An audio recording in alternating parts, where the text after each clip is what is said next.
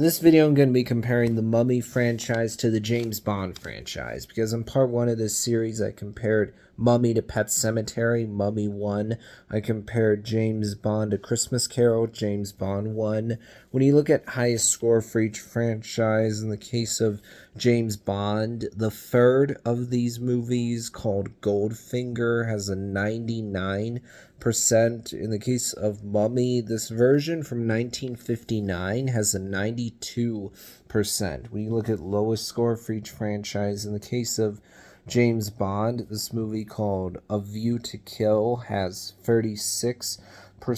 When you look at Mummy, this movie, Mummy, Tomb of the Dragon Emperor, the third of those late 90s, early 2000s Mummy movies, only has a 13%. When you look at average score for each franchise of Mummy, average of 42, with James Bond, average of 71. When you look at gap between lowest and highest score with Mummy, pretty big gap, 79%. With James Bond, gap is not as big, a gap of 63%. James Bond is going to win because it's won every round so far. Now, when we look at my personal opinion, well, I'm pretty easily going to choose Mummy. I've actually seen a few of the Mummy movies, not all of them, but I've watched the 1932 black and white version of the Mummy, 1999 movie of Brendan Fraser, Mummy Returns, Mummy, Tomb of the Dragon Emperor. I don't recall watching any of the James Bond movies, but of course I know about the character of James Bond. He's one of the most famous spies out there. I've watched videos talking about James Bond. Now, I enjoy the 1999 Mummy movie. Is it fantastic? One of the best movies out there? No, but I think it succeeds at being a fun Indiana Jones-esque fantasy adventure film. It has some of the same energy, similar vibe to Indiana Jones, but obviously this one actually is fantasy because you have Egyptian mythology in there. Whereas with Indiana Jones, sure, Kingdom of the Crystal Skull brought in actual aliens and actual UFO, so it moves in more of a sci-fi direction, but overall, Indiana Jones movies are adventure movies with just a little bit of supernatural stuff sprinkled in there. You know, for Raiders Last Crusade, you have one scene where something supernatural happens.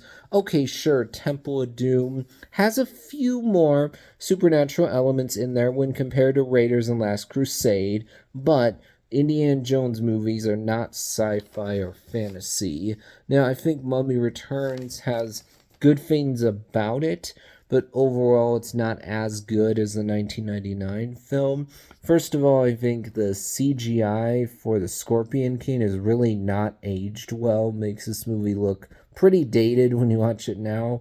Also, I don't like that we take the characters of Rick and Evie, who seemed like just normal people in the first film, and suddenly we have to make them super special. All of a sudden, oh, Rick is actually one of the Medjai, this group that's been around for thousands of years. And Evie's suddenly the reincarnation of a lady from Egyptian times. What are we doing here? We're just tying our main characters into the mythology unnecessarily, just for the sake of making you go, oh, they're the chosen ones. Oh, they were destined to defeat the bad guys, rather than they're good people who end up being the ones to defeat the bad guys. And then with Mummy, Tomb of the Dragon Emperor, okay, sure, there's some fun action in here. There's moments of humor that work, some good performances, but overall, I think it's just not as fun as the first two Mummy films. That's the biggest problem with it. So it makes it feel more bland, to be honest. I mean, first of all, it's like technically this is a sequel, but it also doesn't really feel like a sequel at the same time because we're switching from Egyptian mythology to Chinese mythology. Plus, Evie was recast. Also, more than that, I think that right away presenting Rick and Evie as retired was a really bad decision. This was something nobody wanted to see at all, especially considering that Brendan Fraser was not old when Mummy Tomb of the Dragon Emperor came out. No, no, no. He was still younger. And so presenting those two characters as out of the action at the start of the movie is something that nobody wanted at all. Now, I have not seen the 2017 Mummy. What I've heard about that one has made me go, nope, it does not interest me at all. I saw the 1932 black and white version just a few years back when I was in college. I thought it was very well done. I get that if you're someone who's not used to that old style making movies, if you go back and watch 1932 Mummy, okay, it can seem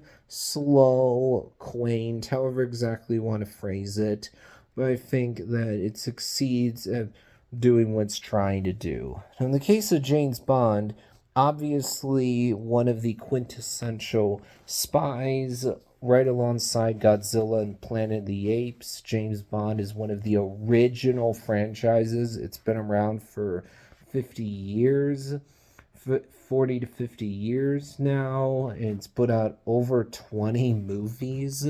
I do admittedly think that nowadays, since we live in a time of cultural sensitivity where there's a big focus on being politically correct, it's not as easy as it used to be to stay true to the fantasy of James Bond. That being, you have this guy who's an amazing spy that's also a womanizer that sleeps or seduces with a different woman every night. You go, yeah, that's not as easy to pull off in this time of cultural sensitivity, because you run into that problem of, is James Bond too non-PC for this time when we put a lot of importance on being PC?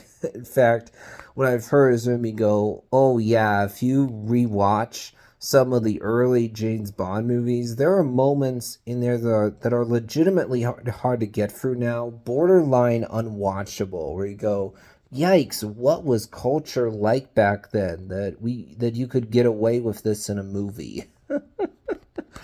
So even when you look at recent James Bond films, they have actually made jokes about being politically correct. So it's like, okay, even the filmmakers know this is a problem nowadays. It's just not as easy as it used to be. Stay true to the fantasy of James Bond. But even though I would personally choose a Mummy, James Bond is going to win this one. That'll wrap things up for this video.